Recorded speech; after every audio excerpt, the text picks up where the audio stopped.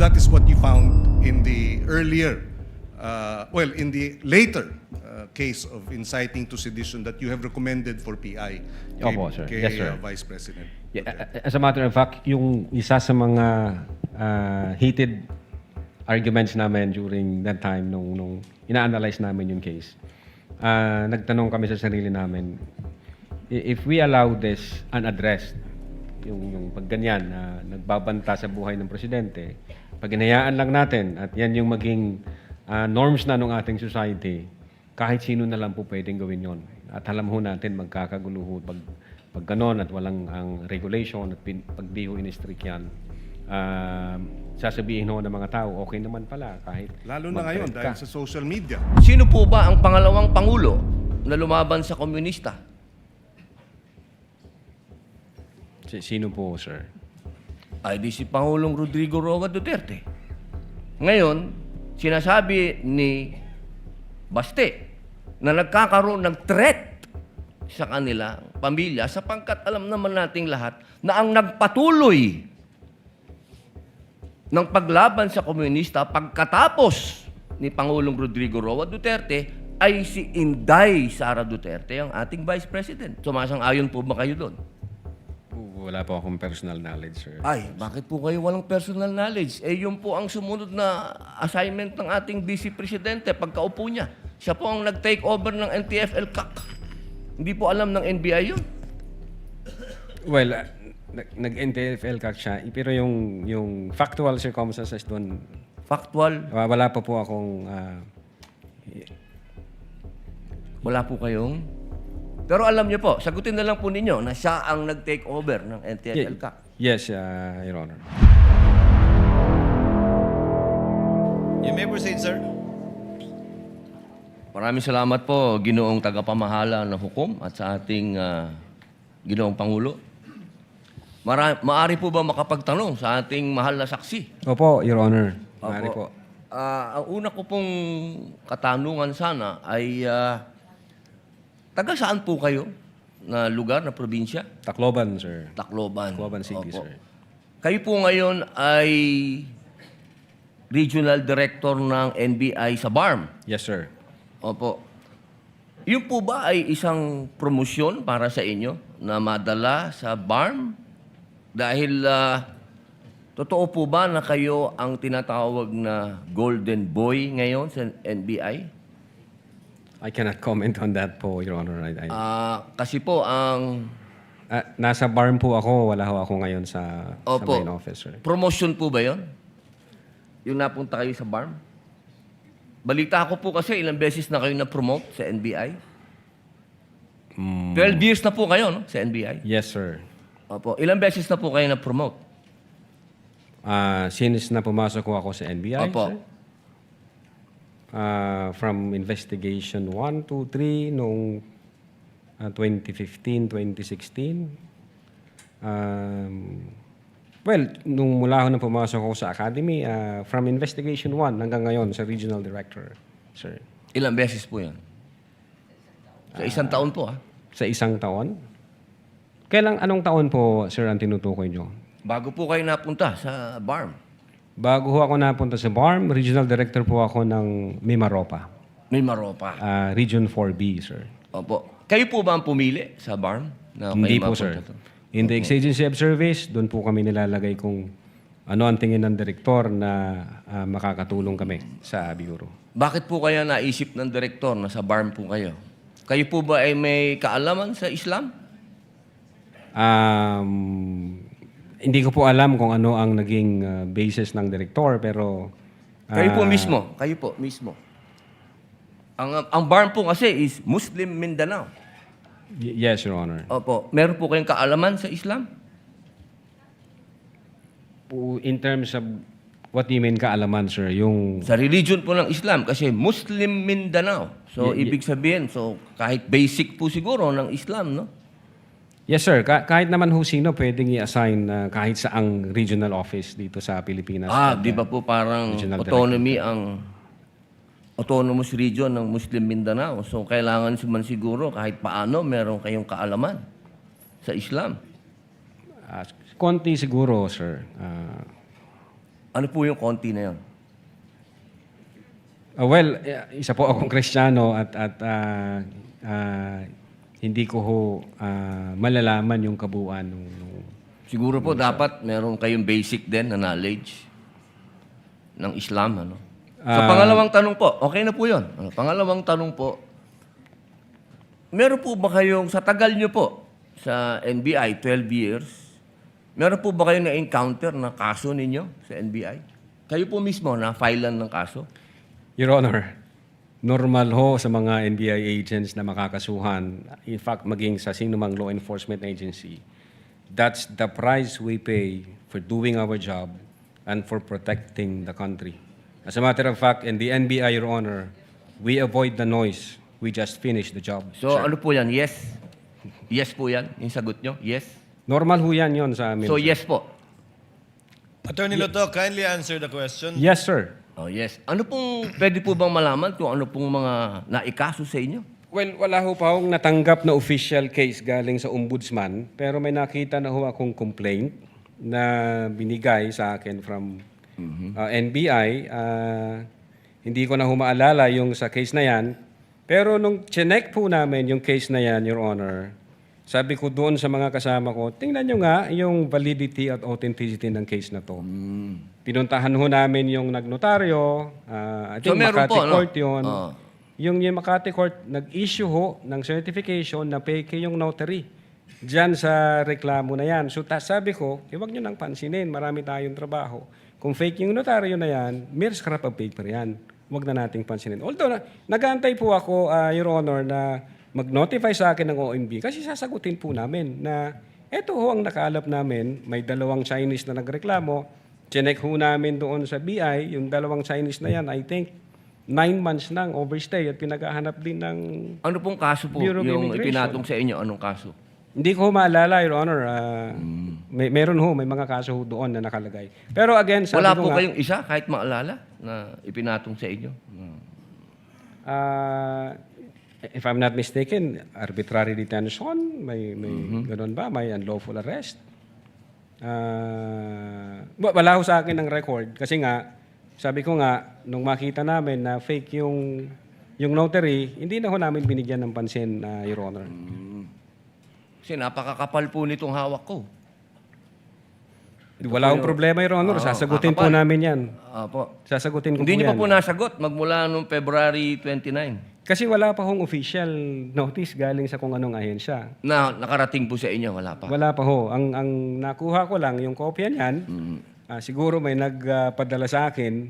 Sabi ko, teka muna, wala akong official na nare-receive from OMB. So, nung chinek ho namin, kung nag-i-exist ba yung kaso, fake yung notary, hindi na namin So, ibig niyo binigyan ng pong pansin. sabihin hanggang ngayon, hindi kayo sigurado kung nag-i-exist to. Dapat may notice na ako from ombudsman. Di ba po dapat ang reaction ng isang tao kapag may kaso, harapin? Precisely, Kasi Your Honor. Hinihintay ko nga po yung notice from ombudsman. Na pag meron na hong notice Wala ang po kayong ombudsman- notice hanggang ngayon? Sa Wala pa ombudsman? po, Your Honor. Yun nga ang inaantay ko kasi sasagutin namin kasi meron po kaming certification na fake yung notary. Inaantay ko po, Your Honor. Mas maganda po, maharap nyo kagad.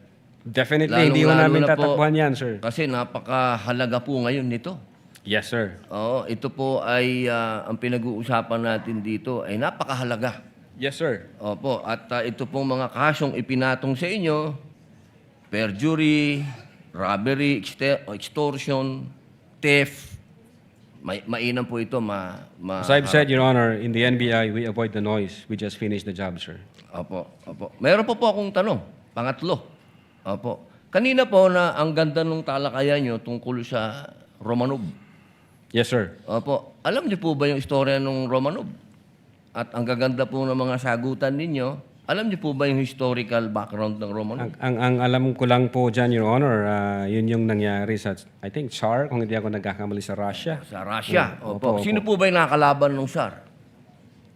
Again, hindi ko po maalala, hindi ko po nakita yung buong... Yun.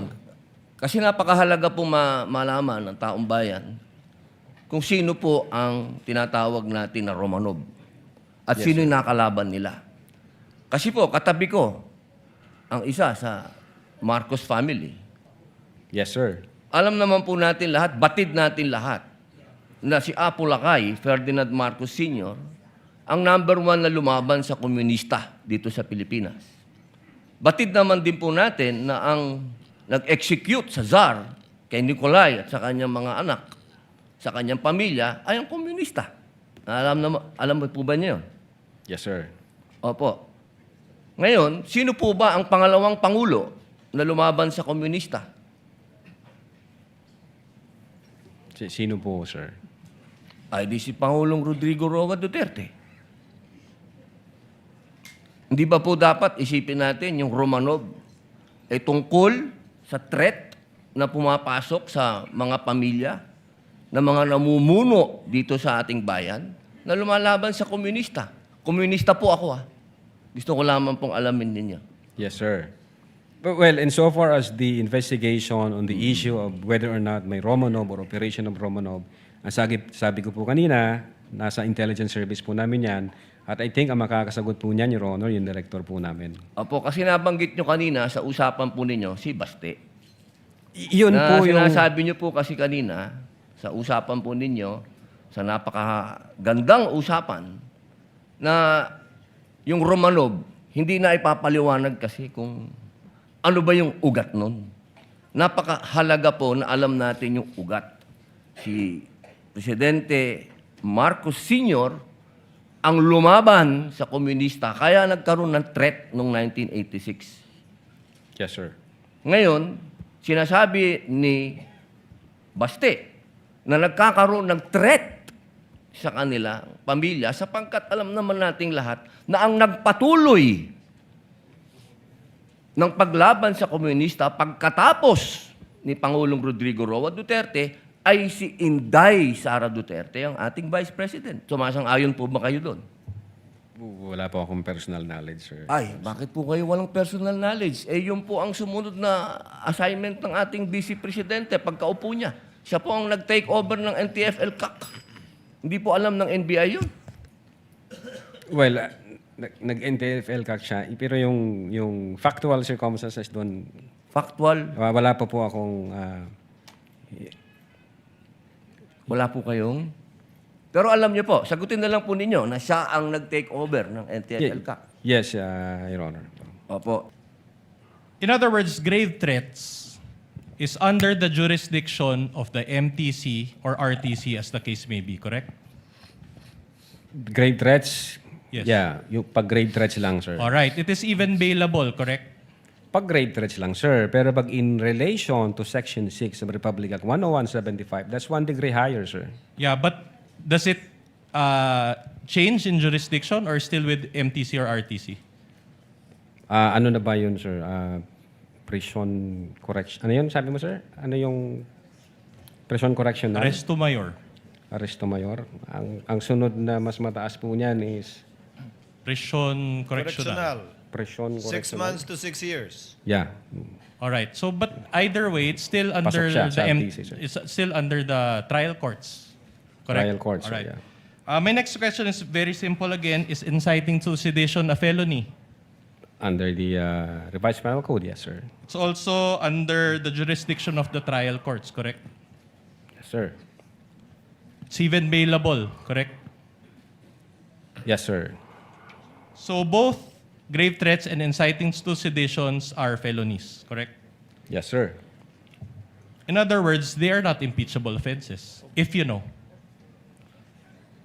Well, if you mean by impeachable offenses, whether or not magka-qualify ba siya as betrayal of public trust, it's the appreciation of the judges.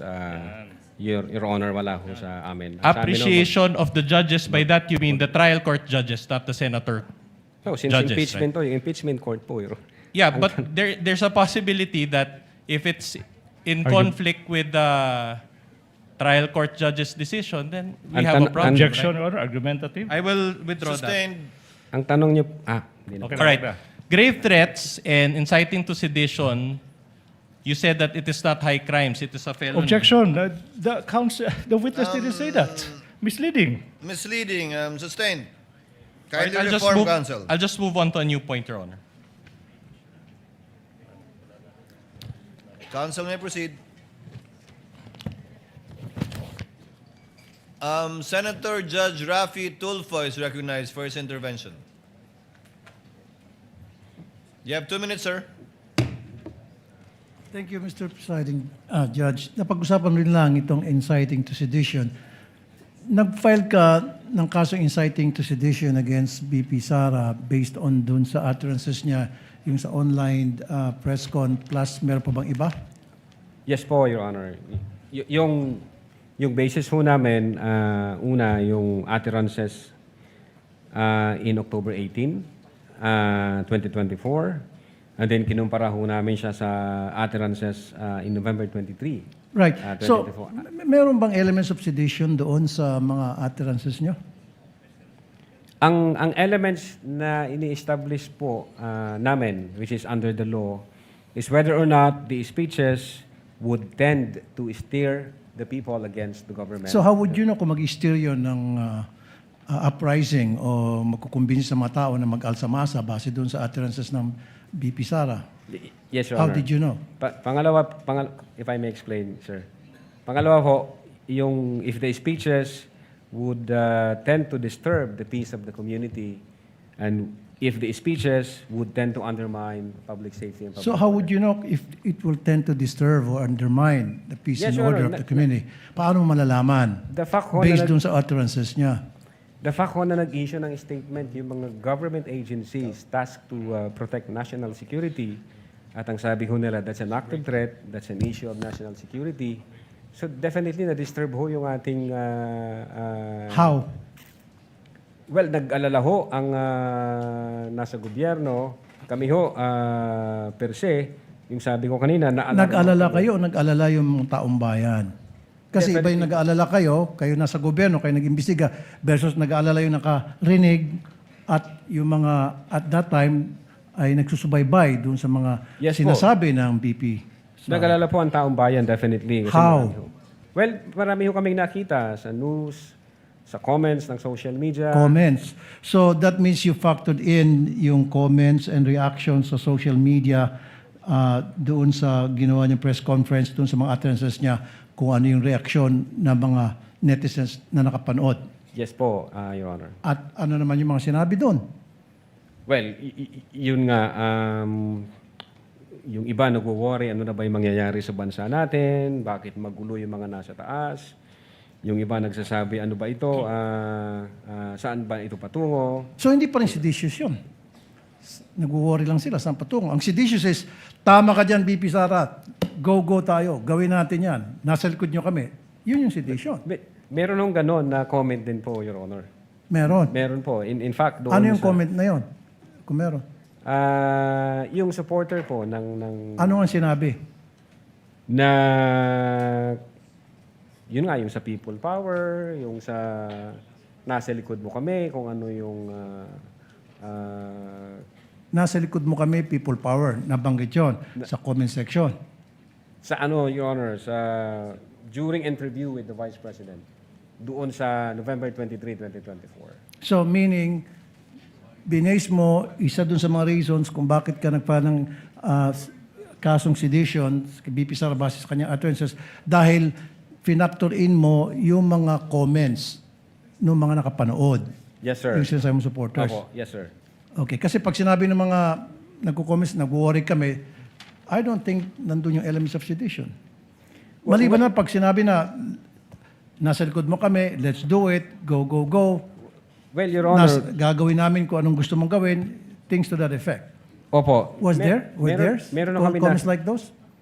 meron na kami nakita sa mga Facebook comments, although hindi siya nasama, Na? na hindi siya nasama dito sa investigation. At ano nga ulit, halimbawa? Yung mga Facebook comments, Your Honor, na nagsasabi, lusubin na natin ang Malacanang, tapos may ganun na sign. Lusubin na natin ang Malacanang. Yun yung comments ho sa Facebook, yung mga nagko-comment. At meron kang ebidensya tungkol dyan. Hindi mo to katang-isip lang. Kung babalikan ko po, yun nga po ang sabi ko during those Okay. times, siyempre, nagbabrowse ho kami. Okay. Nga lamang, hindi namin naisama sa authentication. Your No further question, Your Honor. Thank you. Thank you, Senator Judge Rafi Tulfo. The Senate President is recognized. He has 2 minutes as well. Thank you, Mr. Presiding Officer. On the same topic on inciting to sedition, Attorney Lotoc, meron ba kayong nakausap na mga tao na naniwala doon sa sinasabi ni Vice President Sara on inciting to sedition? Nakita ko kasi doon sa grave threats, marami kayong in the interview. Pero in this particular case, meron ba kayong at least man lang nakausap na mga tao, inimbestiga further kung talagang merong epekto yung kanyang mga sinabi?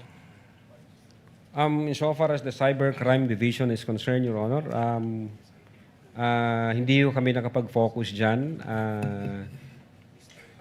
Siguro ang pwede ho makasagot niyan, Your Honor, yung intelligence service po namin dyan sa issue po na yan. Hindi ho kami nakapag-focus dyan to conduct investigation on Isa people's para sa akin comments. kasi sa kabilang banda pwede ka magsalita pero sa kabilang banda may naniniwala ba sa'yo? So ang gusto kong malaman kung meron kayong nakausap na mga grupo o mga anyone o naimbestigahan nyo, naniniwala talaga doon sa kanyang pinagsasabi. I think ang makakasagot po niyan yung the intelligence service, yung director po namin, sir. Okay. Sa kanya po yung pool ng information ng... And then I believe na doon sa mga sinabi niya, nangyari rin ito doon sa 2-hour video. Tama po ba? Yes, sir. Opo. Pinatawag niyo rin itong may mga pinatawag kayong media personalities. Tinanong niyo ba sa kanila kung meron sa kanilang naniwala na itong mga sinabi ni Vice President ay inciting to sedition? Dapat naniwala ba sila na yung mga sinabi ni Vice President during the 2-hour video ay pinag-aalsa yung mga nandoon o naniniwala sila na yun ang tema ng kanyang sinabi? Not specifically na inciting to sedition. Ang mga comment nila doon is na-shock sila. May comment sila doon na nasa real battle mode na siya. May comment siya doon na totoo na to, seryoso na yung galit niya. Yun ho yung mga... Galit naman talaga siya, pero inciting to sedition ni mag-alsa. Meron Wala silang... pong ganong comment during the Q&A portion, Your Honor. And just to, on a related question, Mr. Presiding Officer, inciting to sedition is serious rin. No? At kailangan din ito ng atensyon ng mga intelligence agencies natin. Meron ba kayong coordination with our iba't ibang intelligence agencies tulad ng National Security Council, ng PNP, ng NBI, not NBI, no, but ng ibang mga security intelligence agencies natin? Nag-coordinate ba ang NBI sa kanila? Kayo mismo nag-coordinate ba? Ang nag-uusap po dyan, Your Honor, is kasi intelligence matter yan. Ang nag-uusap po yan between intelligence service ng NBI, intelligence units ng AFP, intelligence department ng PNP. So nasa level po nila yon, sir. Katulad ng grave threats pagkukontrata, inciting to sedition, seryoso rito eh. Gusto ko malaman kung merong effort ang ginawa ang NBI para makipag-coordinate sa AFP, no? Sa PNP, dahil ito pinag-uusapan natin pag-aalsa o hinihimok mo mag-umalsa. No? Meron bang ganun na mga coordination na ginawa ang inyong opisina o ang NBI? Ang alam ko meron yan, pero nasa level na po yan, sir, ng intelligence service namin, Your Honor. Right. Thank you, Mr. Presiding Officer. Noted, entered into the records. We thank the distinguished Senate President. What is the pleasure of Senator Judge Ligarda?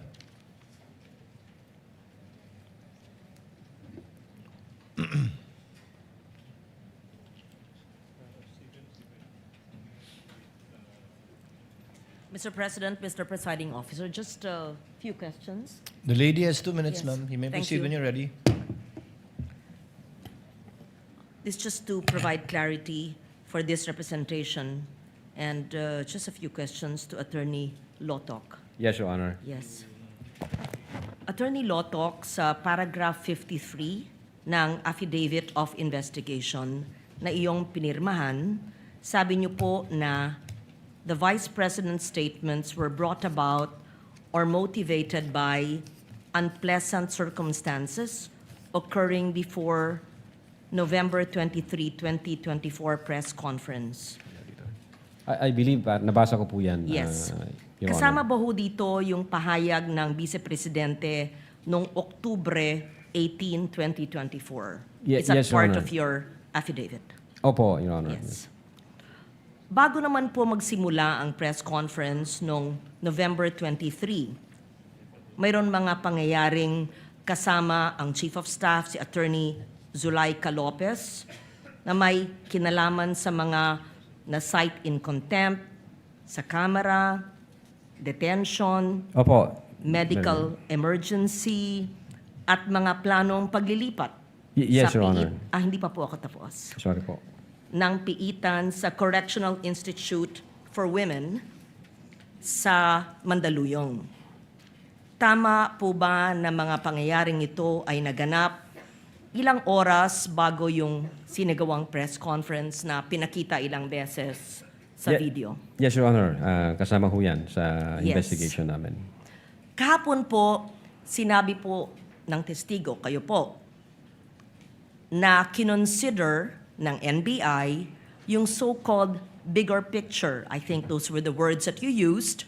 Sabi niyo pa, you put all the pieces of the puzzle together, in your own words. Yes, Your Honor. Yes.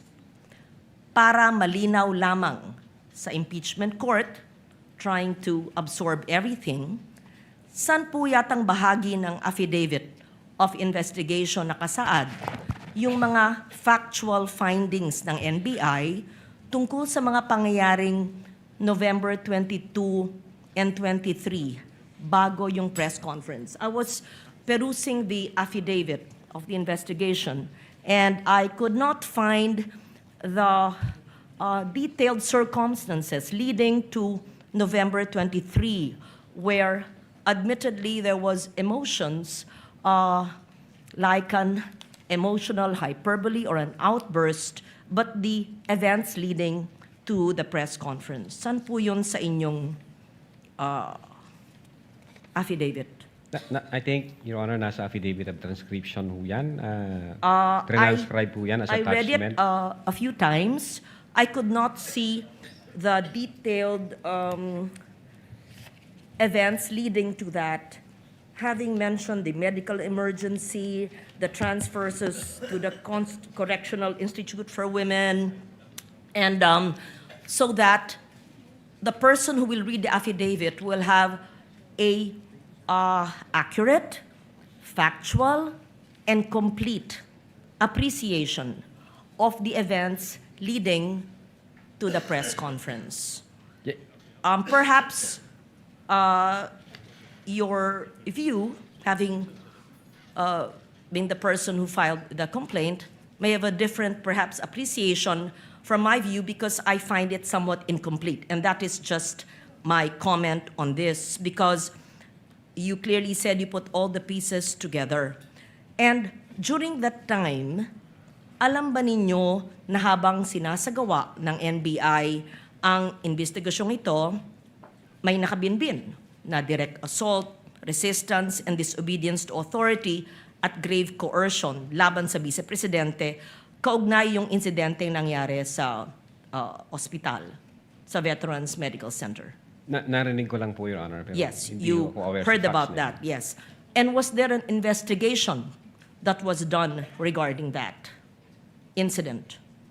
I think ang focus po namin, Your Honor, is yung violation ng grave threats by the Vice President and inciting to sedition. Now, pagdating ho doon sa nangyari sa Vice Presidente, yun nga sabi ko, hindi ako aware sa kabuuan ng facts na yon.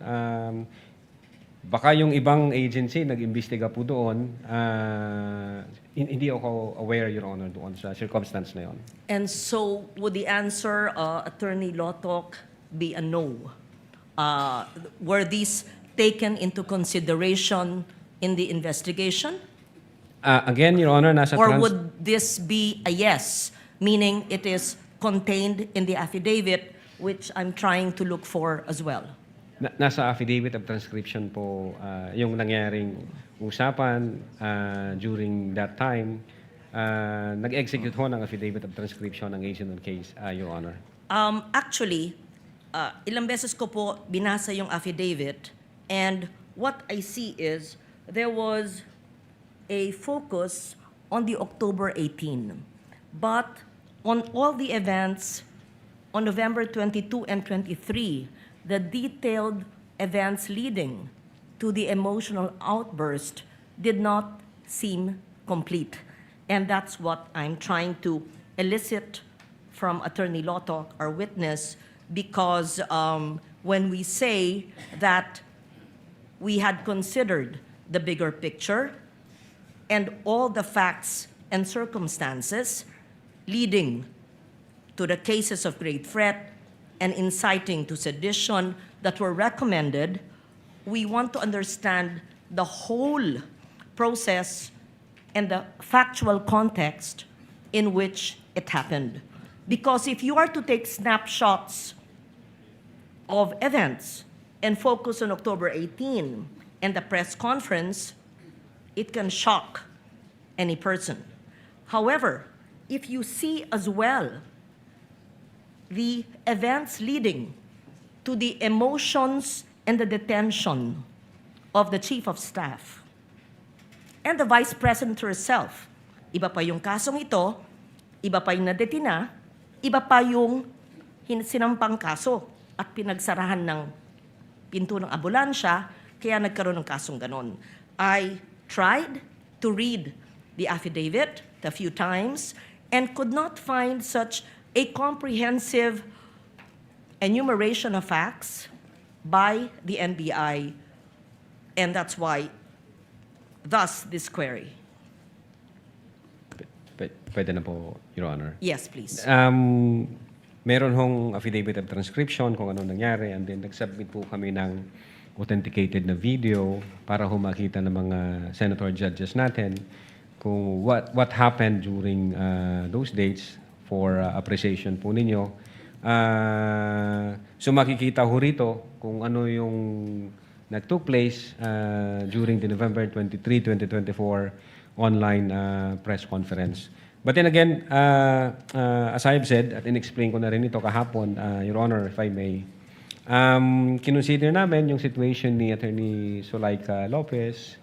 Nakita namin yung complaint niya, yung reklamo niya, yung health condition na sinasabi niya. Sinama din po namin yon na ano ba yung nangyari. Taking all the situations or the facts and circumstances attendant to that event, hindi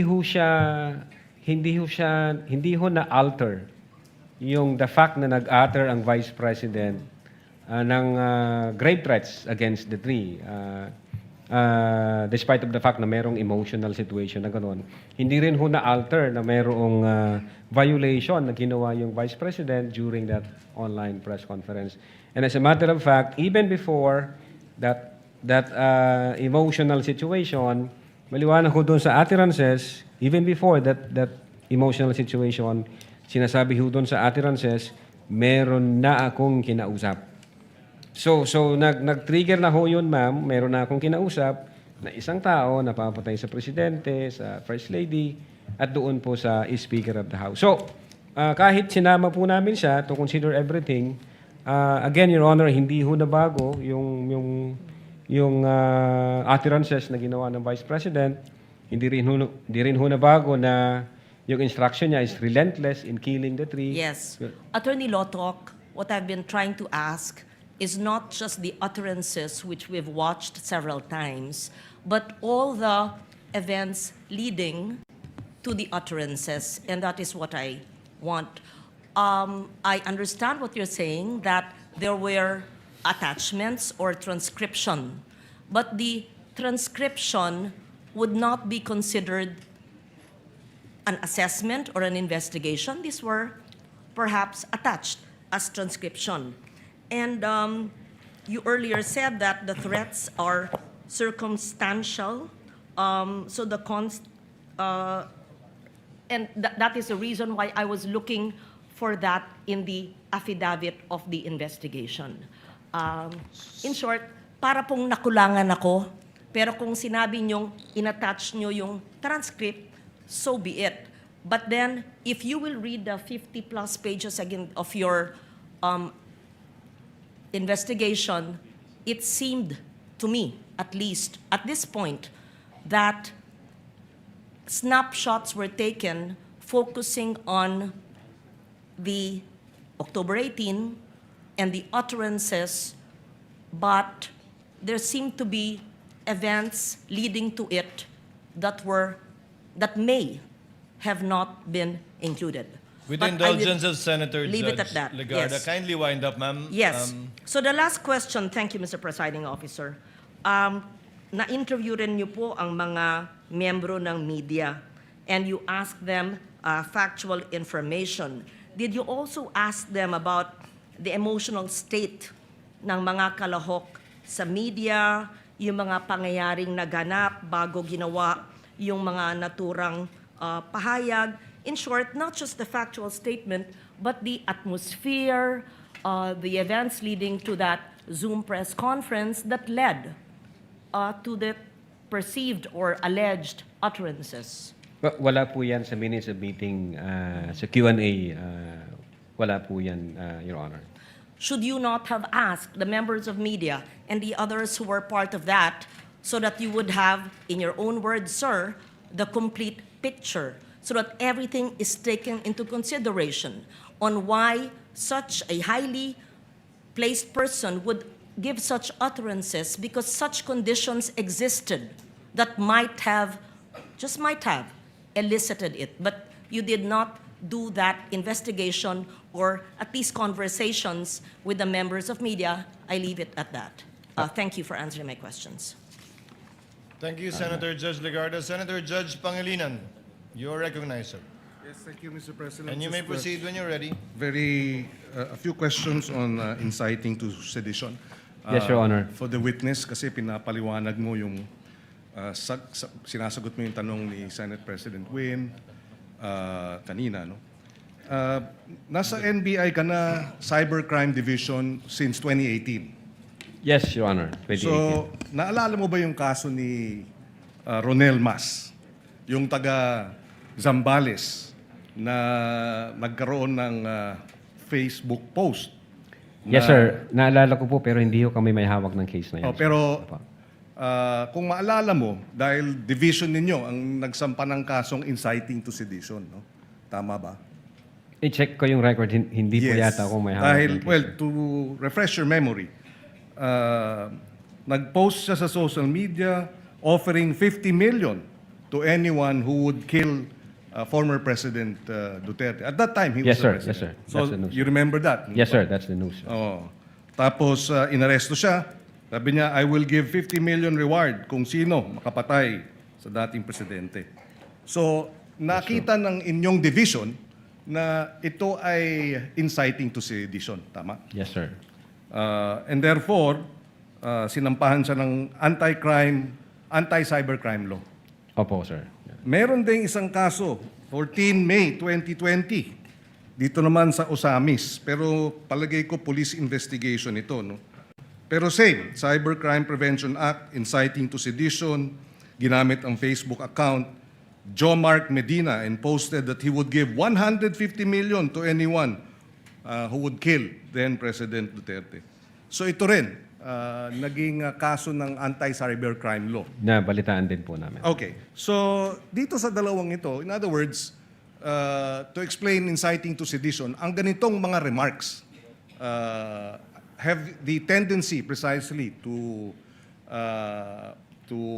if not attack the government, put it in, mobilize individuals or people to go against government, tama? Yes, sir. So that is what you found in the earlier, in the later case of inciting to sedition that you have recommended for PI Opo, sir. kay Yes, sir. Vice President. Yeah, as a matter of fact, yung isa sa mga heated arguments namin during that time nung ina-analyze namin yung case, nagtanong kami sa sarili namin, if we allow this unaddressed, yung pagganyan na nagbabanta sa buhay ng presidente, pag inayaan lang natin at yan yung maging norms na ng ating society, kahit sino na lang po pwedeng gawin yon.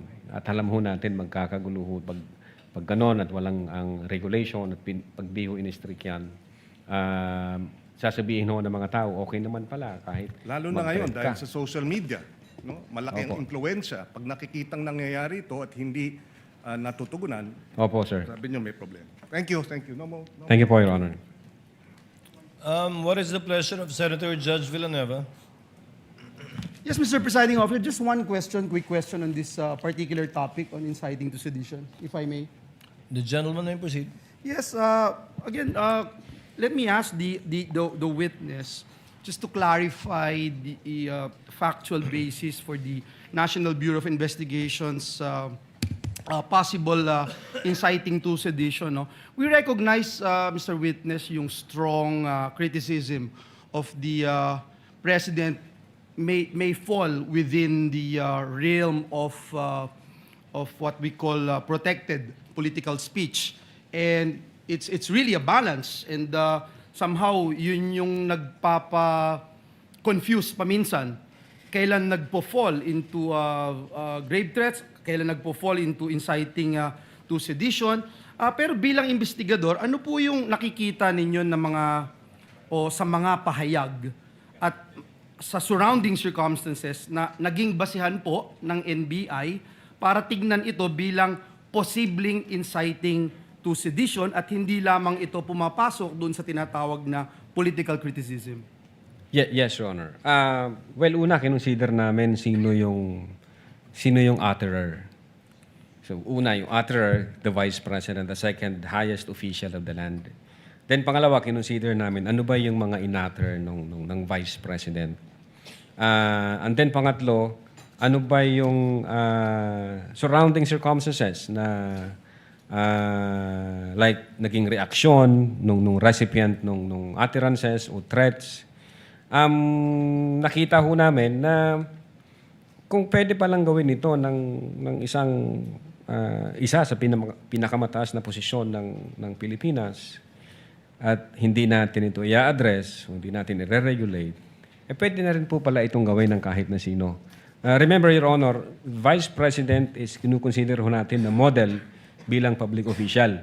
So tinitingnan po natin siya kung ano yung actuation siya sa public, kung ano yung pakikipagrelasyon niya sa ibang public official. So again, Your Honor, nung makita ho namin yan, may effect po sa mga tao. Kung ang Vice President kayang gawin yan at wala namang nangyari, gawin na rin natin yung iba. Yung ini-explain ko nga kahapon, may pattern, may consistent siya. And the fact na bold yung mga statement, pupugutan ng ulo, this country will go to hell because the person na nakaupo is hindi marunong maging presidente. Yung mga factor ho yun, finactor in namin. Pag nakita ito ng taong bayan at walang kilos na ginawa yung gobyerno, parang domino effect po yan. Pwede na. So, sunod-sunod na. Alam naman po natin ang nangyayari sa social media. So, nakita namin na dangerous to. Alarming siya. So, definitely, nung nag-imbestiga ng NBI at nakalap niya lahat ng kinakailangang ebidensya, yung findings po namin, kasama po doon yung inciting to sedition. Is it safe to say na yung pinaka-core nito is that when it falls under that category na it somehow steers public uprising? Definitely, based on our investigation. Yun yes, po yung sir. core, would Yes, you say? sir. And do you use the same methodology as you use doon sa grave test? For example, yung 4 stages na binanggit po ninyo, identification, collection, analysis, legal evaluation, yung elements na binanggit nyo yesterday, yung factors considered, meaning, nature, relationship to the parties, blah, blah, blah. Ito ba? Yes, sir. Same? Opo, Same? kasama po yan sa analysis namin. Ano yung epekto nito sa publiko pag ito yung naging norms na natin. So at this is hindi natin the same na ginamit po ninyo? Yes, sir. And last but not the least, Your Honor, Mr. Witness, for purposes of investigating itong inciting to sedition, may we clarify, because it was, I don't know if Senator Bongo made mention about this. To clarify lang, is it necessary that someone was actually incited? Yun po ba, just for purposes of investigating itong inciting to sedition, is it necessary that someone was actually incited? para mag-fall dito? Well, ang basis po namin, yung People versus Nabong, if I'm not mistaken, in order to be seditious yung speeches, it is not necessary na mayroong actual sedition. The law also penalizes or punishes those statements na mag-i-encourage to overthrow the government or to steer the people against the government or to disturb the peace of the community or to undermine public safety and public order. Thank ho you ang naging for the consideration. clarification. Thank you. Thank you, sir. Mr. Senator Judge Ejercito, thereafter Senator Judge Villar, Mark. What is your pleasure, sir? Yes, thank you, Mr. Presiding. For just one question. You may for proceed, no? sir. Nabanggit mo kanina yung yung admission against interest. Maaari po ba niyong ipaliwanag para mas maintindihan po ng nakarami? At why did you rely on this, if ever, ito pong admission against interest? Yes, Your Honor. Maalala po natin yung November 2023, yung utterances niya na that she had already contracted a person to kill the President, the First Lady, and the former Speaker, and that she instructed to be relentless.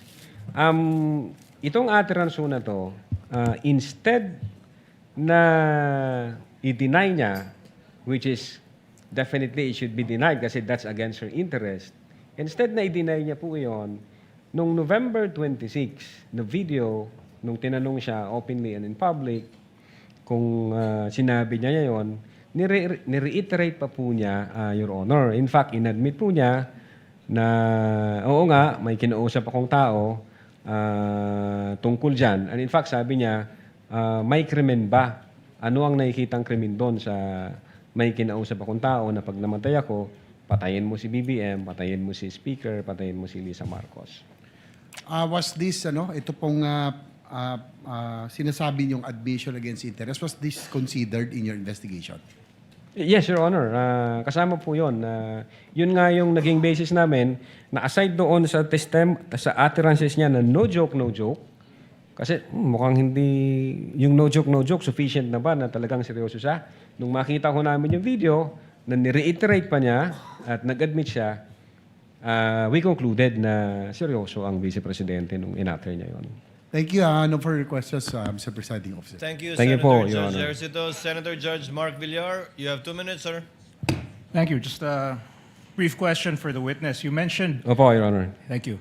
You mentioned earlier that there are many factors that come into play when you decide whether or not to file charges regarding grave threats. Opo. Now, Yes, there Your are many Honor. factors in how you decide what constitutes a grave threat. Yes, Your And I Honor. wanted to know, what weight do you give those factors? Are there certain aspects of a grave threat that you put more importance on, whether it's the type of threat or who the threat is made to? What does does the NBI give more weight to a certain element of Yes, Your Honor. It's a convolution of these factors na kinonsider namin. Una, yung delivery or manner in which the utterances were spoken, which is sabi ko nga, nasa atmosphere na kung saan furious and fumingly mad yung Vice President nung sinabi niya yon.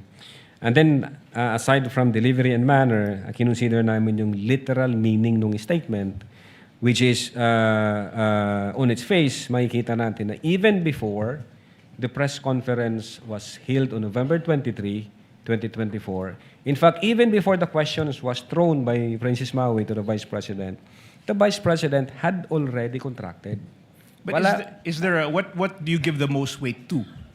I'm aware that you have different factors that come into play. Kinonsider ho namin- Is there a specific, because binanggit nyo po yung, halimbawa, meron kayong 2 tests for grave threat. Binanggit nyo po kahapon.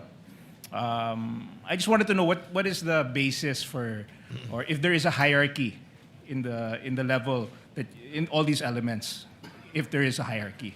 What the elements are, There's a but is there a hierarchy. hierarchy in those whether or not when you decide on whether or not to file charges of grave threats? Your Honor, it's a combination ng lahat po na factor po So nothing is given more weight than not one in your past experiences. You've never there's no everything is equal. All these factors that you've mentioned. Well, in this case, yung literal meaning, at the same time, yung nature ng instruction. Is it more of the type of the actual threat? If it's a death threat or if it's a, halimbawa, kung sasabihin niya, whether it's a threat of, is the gravity of the threat a factor or is it who the threat is made to? Yes, Your Honor. Is there something that triggers your investigation more? I mean, what is there a factor that you place more weight to or that you place more weight to when deciding whether or not to file these charges? Yung status ho ng nagsasabi nun. Yeah, when you made the yung- decision, I was curious as to what factors did you put the most weight to? Yung nature of the instruction as well as yung the fact na may kinausap na siya bago pa man siya tanungin. Yun po yung dalawa na yun, sir. And these are defined, are these defined in any legal, or this is just purely the discretion of the NBI, or is there a particular definition in the law that would create a hierarchy of? I would say it satisfies the elements of grave threats, Your Honor. Okay, but it's not necessarily defined in the law. A lot of it is open to interpretation of the NBI. Yes, Your Honor. Based on facts, nakita ho namin, papasok ba yung elementong ganito, elementong ganyan, elementong ganon. Nung nagkaroon ho kami ng findings, nirefero namin si DOJ. DOJ, sir, ito ang findings namin. Ano po ang masasabi nyo? Then nag-issue ho ng certification ng DOJ at ang sabi ng DOJ, certified, all of the elements required for the crime charged is complete. So pwede na tayo mag-proceed sa preliminary investigation. Yeah, thank you. Importante po kasi na ma-define po natin kung ano po yung grave threat, kung ano po yung... and I just want to know what latitude does the NBI have in deciding whether or not to file a charge of grave threat. Yes, Your Honor. Thank you Opo. very much, sir. Opo, thank you, Your Thank Honor. you, Senator Judge Mark Villar. Counsel for the respondent. Just have last few Sorry, questions, Your Honor. apologies. Senator Judge Erwin Tulfo. You may proceed when you're ready, sir. You have no more than 2 minutes. Thank you. Just one quick question to our witness. Inciting to sedition po yung kinaso ninyo. Opo, Your Tama. Honor. Pero hindi ba nagbo-border ito yung inciting to sedition to propaganda? Kasi po ayon po sa diksyonaryo, propaganda is a form of communication that aims to shape the people's belief, action, or behavior. Na you say something para udyukan yung tao, para magalit. So, nagbo-border ito between propaganda and inciting to sedition. What made you say that this is inciting to sedition yung pinagsasabi ni Vice President Sara Zimmerman Duterte? Again, Your Honor, we consider the elements ng inciting to sedition, one of which is yung whether the speeches disturbs the community. And then in-explain ko na po kanina yung mga comments. At the same time, yung responses ng recipients, gaya ng several government agencies and the President himself, as well as the Speaker of the House. And then, Your Honor, whether it would undermine public safety and public order, which is malinaw ho dun sa comments at reaksyon ng ating government agencies like the PNP, like the National Security Council, at ganun din po yung Presidential Communications Office. So, pinapakita ho nila doon na alarming yung situation, it's an active threat, at the same time, it's a matter of national security, at hindi ho ito dapat palampasin. In fact, may classification pa nga yung ibang agency natin na yung kinausap is assassin. Both the PNP and the PCO, sir. So, sila ho, nakalampag ho sila, itong mga government agency na to doon sa utterances na ginawa ng Vice Presidente. So, aside from that fact, nakita ho rin namin yung comments from social media platforms na meron ho talagang nabubuong magiging kaguluhan. Although, sabi ko nga po kanina, yung comments sa mga Facebook at social media platforms, hindi na ho namin nakasama sa affidavit of investigation po namin, Your Honor. All right, thank you, Mr. Witness. Thank you, Senator Judge Erwin Tulfo. Counsel for the respondent. for the continuation of your cross, I heard you say Last few questions, Your Honor. after the cross, before redirect, we shall pause for a 15-minute break. Counsel for the respondent may proceed. Attorney Lotok, does a Filipino citizen have the right to express dissatisfaction with our government? Definitely, sir. This is part of freedom of speech, correct? Yes, sir. And as long as we do not commit an act to overthrow the government, this is allowed, correct? It depends, sir, kung magpo-fall siya sa inciting to sedition, Okay. sir. But in that press con, did VP Sara directly urge the public to overthrow the government? There was no such kind of a statement, but there was a sort of tendency because of those utterances. All right. She merely voiced out her personal opinion during the press con, correct? Opinions during the press con. I cannot answer to that, Your Honor. Based doon sa nakalap namin kung ano hong nandito. That's okay. So, and just like any other ordinary Filipino who has the freedom of speech, she should be allowed to do that, correct? Yes, sir. Unless we are under martial law again, she should be able to speak, correct? I cannot speak kung yung situation na yan. That's hypothetical, sir. Nothing further, Your Honors. Okay. Thank you, Counsel for Respondent. Again, as stated by the presiding officer, wala pa kayong balak mag-break talaga? Senator Judge Soto, let's give way to seniority. Thereafter, Senator Judge Pangilinan. You may proceed, sir. Thank you, Mr. Presiding Officer. This will be very quick. Naliligaw ako eh.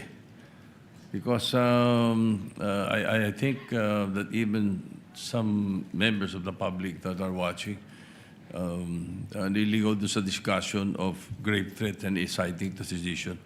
Di ba sa regular courts naka-charge yun, Mr. Witness?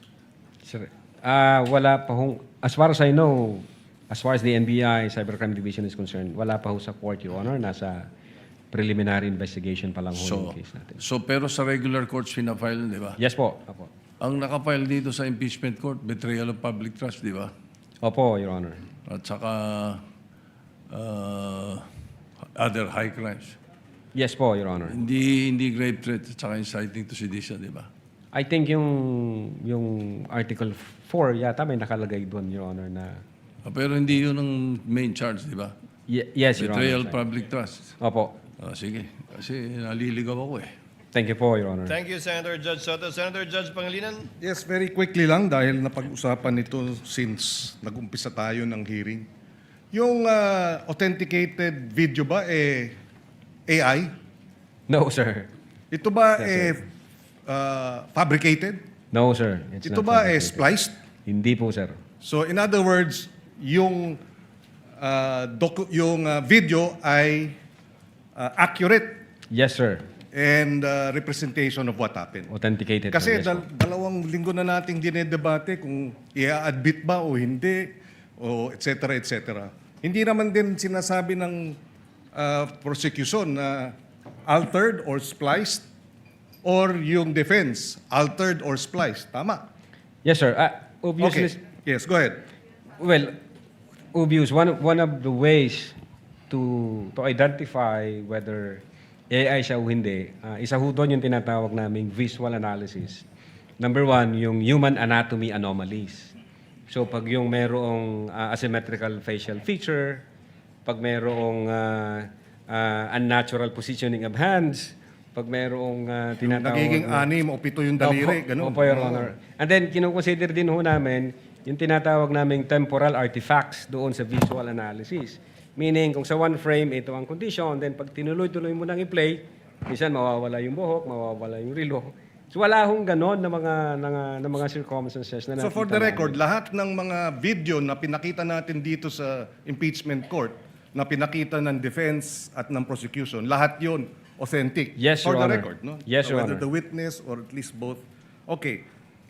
Just to put it also on record na dito sa mga sinulat, kasi nung nag-imbestiga kayo, sumagot yung lawyer, di ba? Ni Vice President Sara. Itong dated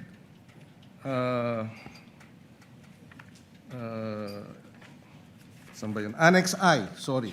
No, Annex J. Yung Annex J, sinasabi, sumagot yung Vice President, yung abogado ng Vice President, no, na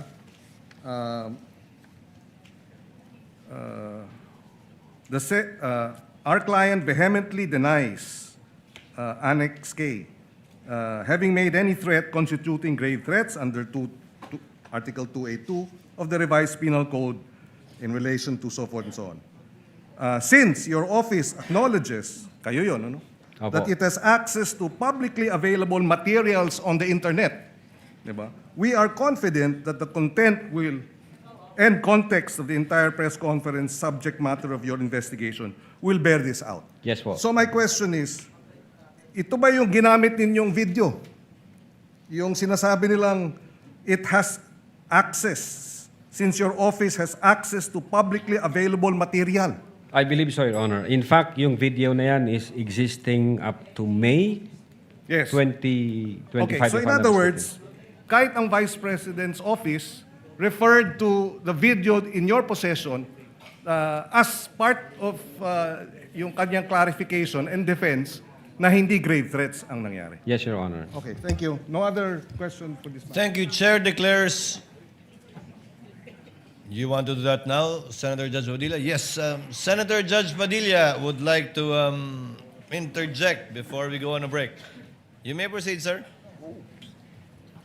Maraming salamat po, Ginoong Tagapamahala ng Hukom at sa ating Ginoong Pangulo. Maari po ba makapagtanong sa ating mahal na saksi? Opo, Your Honor. Maaari Opo. po. Ang una ko pong katanungan sana ay taga saan po kayo na lugar, na probinsya? Tacloban, sir. Tacloban. Tacloban City, Opo. sir. Kayo po ngayon ay Regional Director ng NBI sa BARM. Yes, sir. Opo. Yun po ba ay isang promosyon para sa inyo na madala sa BARM? Dahil totoo po ba na kayo ang tinatawag na Golden Boy ngayon sa NBI? I cannot comment on that po, Your Honor. Kasi po ang Nasa BARM po ako. Wala ho ako ngayon sa Opo. main office, sir. promotion po ba yon? Yung napunta kayo sa BARM? Balita ko po kasi ilang beses na kayo na-promote sa NBI. 12 years na po kayo, no? Sa NBI. Yes, sir. Opo. Ilang beses na po kayo na-promote? Since na pumasok ko ako sa NBI, Opo. sir. From investigation 1, 2, 3 noong 2015, 2016. Well, nung mula ako na pumasok ako sa academy, from investigation 1 hanggang ngayon sa regional director, sir. Ilang beses po yan? Sa isang taon po, Sa isang taon? Anong taon po, sir, ang tinutukoy nyo? Bago po kayo napunta sa BARM. Bago ho ako napunta sa BARM, regional director po ako ng Mimaropa. May Maropa. Region 4B, sir. Opo. Kayo po ba ang pumili sa BARM? Na Hindi kayo po, mapunta sir. to? In the exigency of service, doon po kami nilalagay kung ano ang tingin ng direktor na makakatulong kami sa bureau. Bakit po kaya naisip ng direktor na sa BARM po kayo? Kayo po ba ay may kaalaman sa Islam? Hindi ko po alam kung ano ang naging basis ng direktor, pero... Kayo po mismo. Ang BARM po kasi is Muslim Mindanao. Yes, Your Honor. Opo. Meron po kayong kaalaman sa Islam? In terms of what do you mean kaalaman, sir? Yung... Sa religion po ng Islam kasi Muslim Mindanao. So, ibig sabihin, kahit basic po siguro ng Islam, no? Yes, sir. Kahit naman ho sino, pwedeng i-assign kahit saang regional office dito sa Pilipinas. Di ba po parang Regional autonomy ang autonomous region ng Muslim Mindanao. So, kailangan man siguro kahit paano meron kayong kaalaman sa Islam. Konti siguro, sir. Ano po yung konti na yun? Well, isa po akong Kristiyano at hindi ko ho malalaman yung kabuuan nung Siguro po dapat meron kayong basic din na knowledge ng Islam. Sa pangalawang tanong po, okay na po yun. Pangalawang tanong po, meron po ba kayong, sa tagal nyo po, sa NBI, 12 years, meron po ba kayong na-encounter na kaso ninyo sa NBI? Kayo po mismo na-filean ng kaso? Your Honor, normal ho sa mga NBI agents na makakasuhan, in fact, maging sa sinumang law enforcement agency, that's the price we pay for doing our job and for protecting the country. As a matter of fact, in the NBI, Your Honor, we avoid the noise. We just finish the job. So sir. ano po yan? Yes? Yes po yan? Yung sagot nyo? Yes? Normal ho yan yun sa amin. So sir. yes po? Attorney Loto, kindly answer the question. Yes, sir. Oh yes. Ano pong, pwede po bang malaman kung ano pong mga naikaso sa inyo? Well, wala ho pa akong natanggap na official case galing sa ombudsman, pero may nakita na ho akong complaint na binigay sa akin from NBI. Hindi ko na ho maalala yung sa case na yan. Pero nung chinek po namin yung case na yan, Your Honor, sabi ko doon sa mga kasama ko, tingnan nyo nga yung validity at authenticity ng case na to. Pinuntahan ho namin yung nagnotaryo, I think So, meron Makati po, no? Court yun. Ah. Yung Makati Court, nag-issue ho ng certification na fake yung notary diyan sa reklamo na yan. So sabi ko, huwag nyo nang pansinin, marami tayong trabaho. Kung fake yung notaryo na yan, mere scrap of paper yan. Huwag na nating pansinin. Although, nag-aantay po ako, Your Honor, na mag-notify sa akin ng OMB kasi sasagutin po namin na eto ho ang nakaalap namin, may dalawang Chinese na nagreklamo, chinek ho namin doon sa BI, yung dalawang Chinese na yan, I think, 9 months nang overstay at pinaghahanap din ng...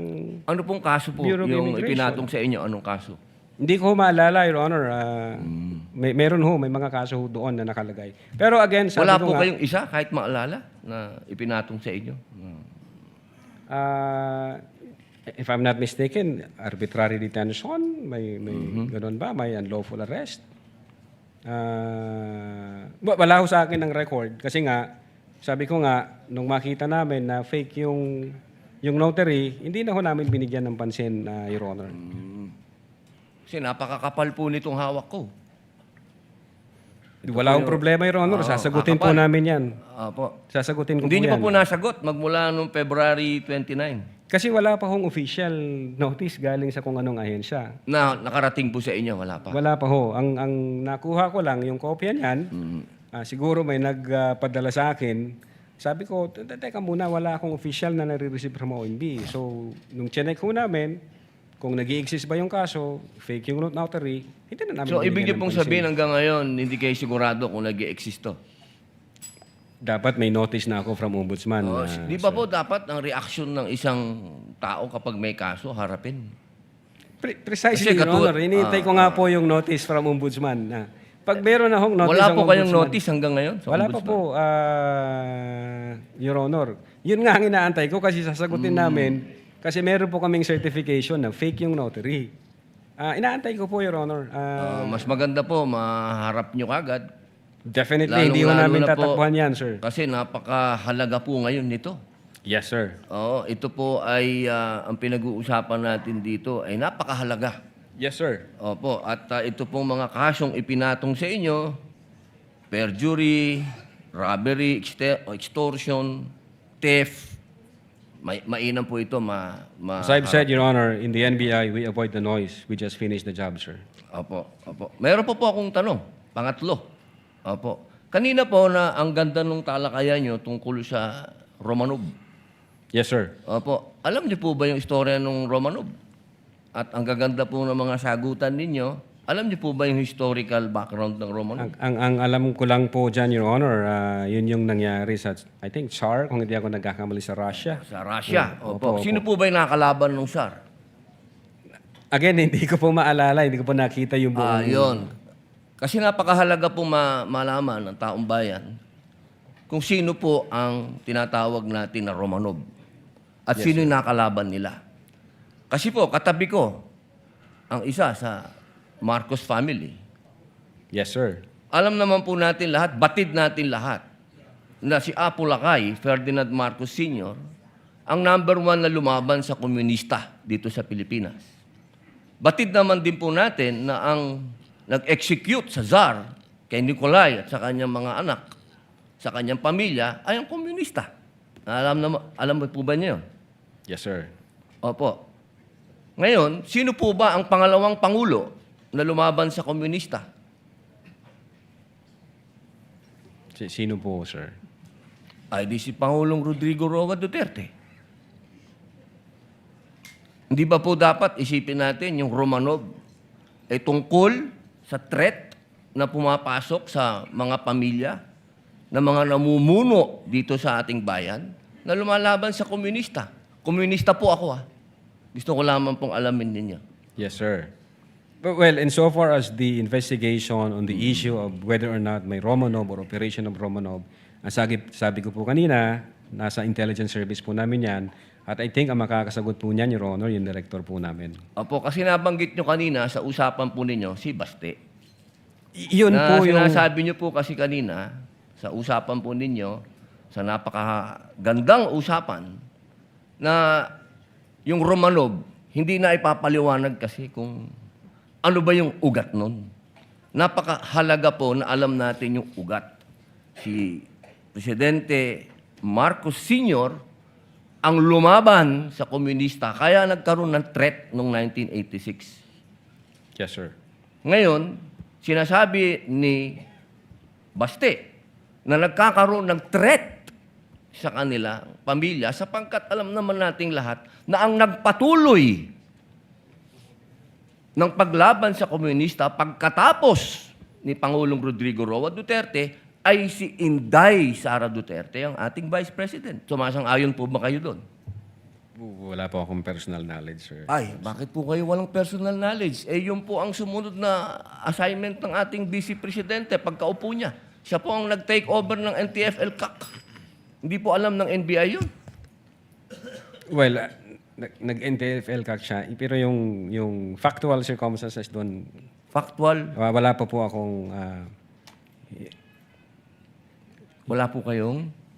Pero alam niyo po, sagutin na lang po ninyo na siya ang nag-take over ng NTF-ELCAC. Yes, Your Honor. Opo.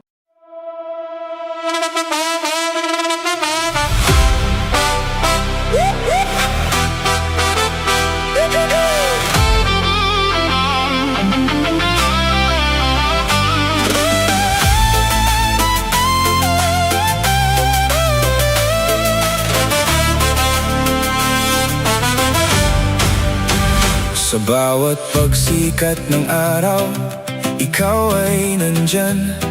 Tinig mo'y matatag, sa amin ay gabay. Pag-asa ng bayan, pangakong totoo. BBM, isa kang totoong tao. Sa mahirap at api, ika'y sumusuporta. Tapat mong paglilingkod, lahat kami nakakita. Sa iyong pamumuno, bayan ay umaangat. Bagong Pilipinas, pangarap ay tapat. Ikaw ang aming BBM, pangulong matapat. Sa puso ng masa, itinaangat ating watawat. Sa hirap at ginhawa, ika'y kasama. Pilipinas ay babangon, dahil ikaw ang pag-asa. Mula Luzon, Visayas, hanggang Mindanao, boses mo'y umaabot, dala ay pag-ahon. Magtulungan, magkaisa, sabi mo sa lahat, para sa bayan, ikaw ang aming alamat. Ang pangarap mong bansa, taas noo, masagana. Manggagawa't magsasaka, binigyang halaga. Serbisyong totoo, hindi pagpapanggap. BBM sa puso ng bayan, ikaw ang hinahanap. Ikaw ang aming BBM,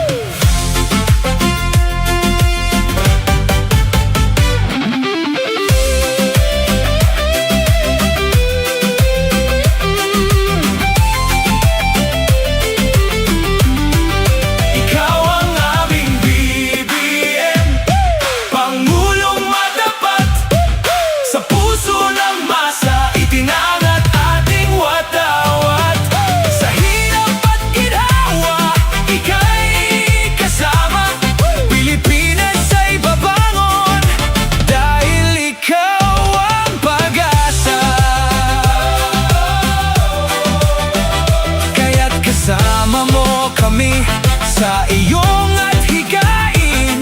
Bagong Pilipinas, sabay nating kamtin, tapat at matulungin. Ikaw ang tunay, BBM sa puso ng bayan.